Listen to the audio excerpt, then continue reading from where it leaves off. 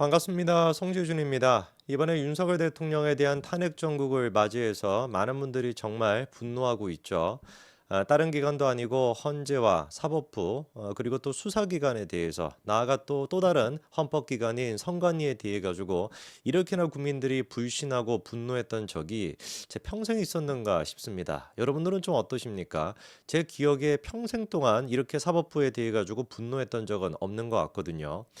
물론 이제 우리가 지금 영상을 보시는 분들 중에도 대통령의 탄핵에 대해 가지고 찬성하고 반대하는 여러 가지 의견이 있을 거고 계엄령 자체에 대해서도 찬성하거나 반대하는 여러 가지 의견이 있을 겁니다. 그런데 어떤 의견이 됐든지 간에 제일 중요한 거는 뭐겠습니까? 모두가 다 공감할 수 있는 거는 뭐겠어요? 그쵸?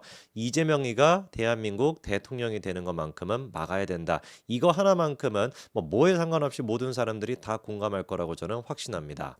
이런 차원에서 우리가 좀 몇 사람을 짚어볼 필요가 있는데 첫 번째 같은 경우는 김부선 씨를 좀 말씀을 드려야 될 것 같아요. 지난번에 제가 한번 김부선 씨에 대해 가지고 언급을 드린 적이 있습니다. 김부선 씨가 이제 그 유튜브를 통해서도 자기의 목소리를 내고 계시는데 사실 이제 그 지난 대선에서 어떻게 보면은 중요한 역할을 했던 분이 김부선 씨죠, 그렇죠?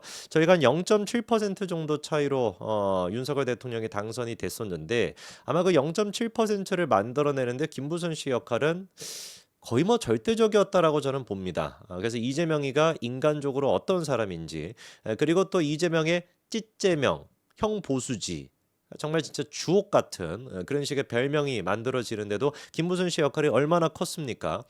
저는 그렇기 때문에 정치에 관심이 없는 사람들 같은 경우는 이재명에 대해 가지고 잘 아시는 것처럼 정치인 비호감도가 1위 아닙니까?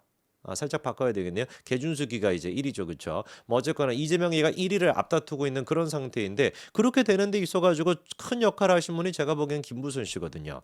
근데 김부선 씨가 지난번에도 유튜브 방송을 통해서 여전히 이재명과의 스캔들에 대해서만큼은 진실이다라고 하는 입장을 공개적으로 또 얘기하셨습니다.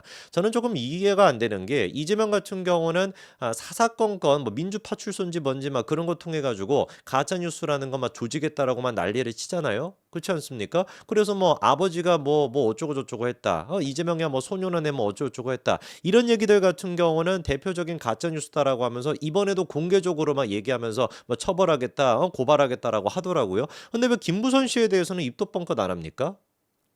이게 좀 이해가 잘 그러니까 만약에 처음부터 그냥 모든 그 가짜 뉴스에 대해 가지고 그런 거는 표현의 자유니까 나는 정치인이기 때문에 그 정도는 그냥 감내할 수 있어라고 하는 위인이면 모르겠는데 이재명에는 그런 위인이 아니잖아요. 그 무슨 놈의 그 위인이겠습니까? 아주 그냥 무슨 간이나 하여튼 심정 자체가 그냥 아주 조그만 그런 인간이다 보니까 사사건건 조그만 것조차도 신경 쓰고 또 커뮤니티 올라오는 내용조차도 신경 써가지고 고소고발하는 게 이재명이잖아요. 근데 이렇게나 큰 사안에 대해 가지고 왜 김부선 씨에 대해서 고발 조치를 안 하나요?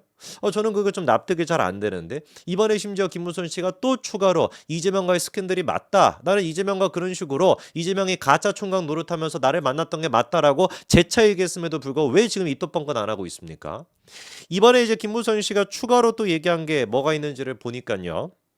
간단한 내용이에요. 이재명이가 만약에 대통령이 된다면 어떻게 되겠냐. 나부터 죽이러 들 것 같다. 저는 이게 제일 걱정이 됩니다. 아니 사실 유동규 씨도 그렇고요. 조명환 선생님도 그렇고요. 이재명의 그 0.7% 패배를 만들어내는데 결정적인 역할을 했던 그런 분들 계시잖아요. 저는 그분들을 생각하면은 진짜 소름이 끼쳐요.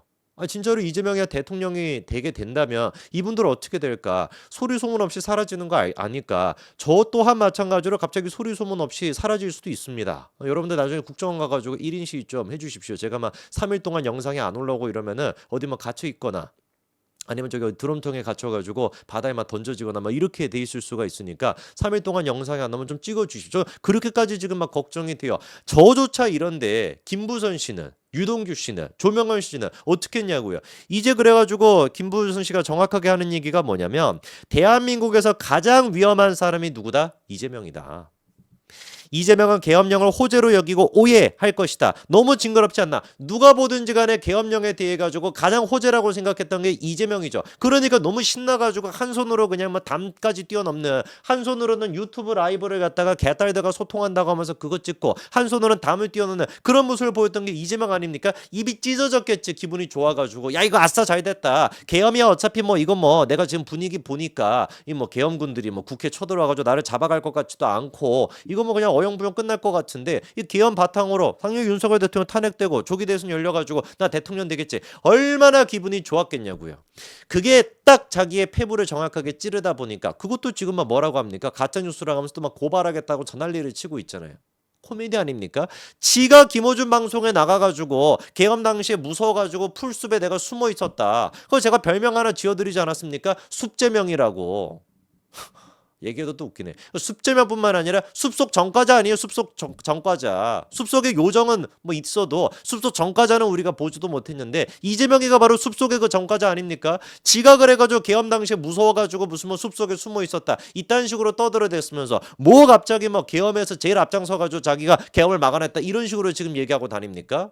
얘기 또 들어보니까 여러분 그 기억나시죠? 그 우원식이가 뭐 민주당 애들부터 시작해가지고 빨리 이거 뭐 저기 그 표결 붙여가지고 계엄을 갖다가 막아야 된다라고 얘기했는데 진정하십시오. 뭐 절차를 지켜야 됩니다. 막 이런 식으로 막아 세우지 않았습니까? 기억나시죠? 그렇죠? 그게 알고 보니까 우원식이가 무슨 뭐 절차를 중시하고 뭐 어쩌고 저쩌고 했던 게 아니라 이재명을 기다리고 있었던 것이라는 얘기가 지금 파다합니다. 기다려야 되겠지. 숲속에 가지고 숨어 있었는데 뭐 어떻게 하겠습니까? 그 이재명이를 기다리느라 우원식이가 그 표결도 제대로 못 붙였다라는 얘기가 지금 파다한데 그런 인간이 뭐 와가지고 계엄을 자기가 막아섰다 뭐 이딴 식으로 지금 영웅 행세를 하고 있냐고요. 이 인간을 그러니까 모든 것들을 어떻게 하는 겁니까? 정치적으로 전부 다 이용해 먹는 인간이고 자기한테 정치적으로 필요가 없다? 과감하게 그냥 버려버리는 겁니다. 그냥 버리는 수준이 아니라 뭐인 거예요? 뭐 그게 희한하게도 이재명 주변에서 극단 선택으로 그게 나타나게 되는 거죠. 김부선 씨도 그래가지고 뭐라고 얘기하냐? 만약에 이재명이가 대통령이 되면 어떻게 될 것 같냐? 제일 먼저 나부터 죽이려 들지 않겠냐? 저는 이 얘기가 김부선 씨가 그냥 뭐 농담조로 지금 하는 얘기가 아니라 정말로 공포감이 느껴집니다. 제가 만약에 김부선 씨였다? 내가 그렇게 내 어떤 그 과거 이재명과의 스캔들 그런 것들을 갖다가 폭로해서 뭐 전국에서 그 모르는 사람이 있습니까? 이재명이 찌재명인 거 모르는 사람 있냐고요. 형 보수진 거 모르는 사람 있냐고요. 그렇게까지 내가 파급력을 만들어냈는데 그 이재명이가 대통령이 돼? 대통령이 되기 전에도 자기와 관련돼 있는 사건의 핵심적인 인물들이 약속이라도 한 것처럼 6, 7명 정도가 극단적인 선택을 했는데 그 누구나 다 의심하고 있지 않습니까? 이거 무슨 뭐 영화에서나 이런 거 봤지 이거 진짜로 극단 선택을 한 거냐 당한 거냐 이런 의심이 드는데 김부선 씨 입장에서는 이게 공포감이 안 느껴지겠냐고요.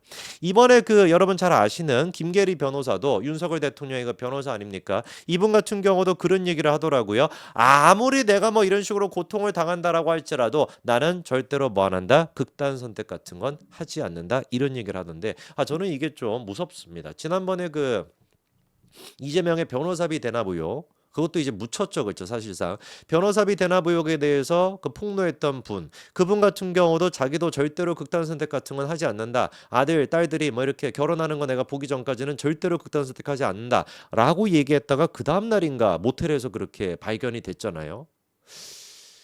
야, 저는 정말 무섭습니다. 정말 글자 그대로 무섭습니다. 이재명이가 대통령이 된다라고 한다면 대한민국이 어떻게 될지, 그리고 이 대한민국이 어떻게 진짜 무너질지 그것도 정말 공포스럽지만 정말 현실적인 공포, 사라질 수 있다.